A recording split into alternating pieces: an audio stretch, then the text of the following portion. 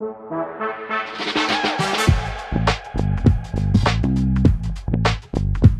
Mitch, site supervisor for Tecon.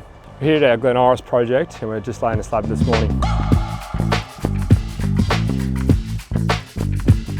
What you can't see here is the R2 foam beneath the vapour barrier. It stops the heat from the hydronic heating from going down into the ground, bringing it back up and making it more efficient.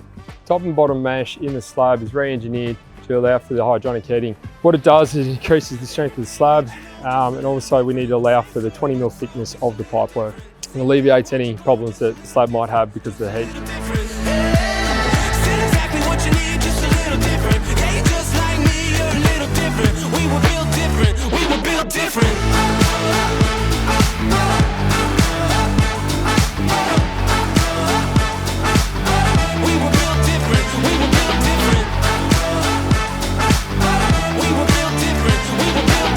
We had the edge beam re-engineered to have no blinding. Instead, we went to full board piers all the way along, done by inner city excavation. A couple of reasons. First of all, it was a cost saving, which a credit we give back to the client. Also, it's a better structural design. And thirdly, this 100-year-old English oak just up here.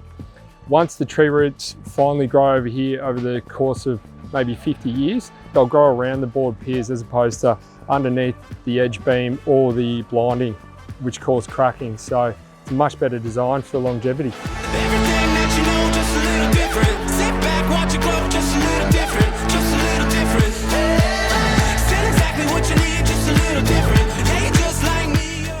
Hi, it's Aidan from Northside. We're here in Glen Iris. I'm the concreter and yeah, I do a lot of work for Tecon. Poured this slab today.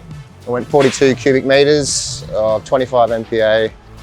We're just doing a machine finish to finish it off for floorboards to be stuck straight down to it. We were built different.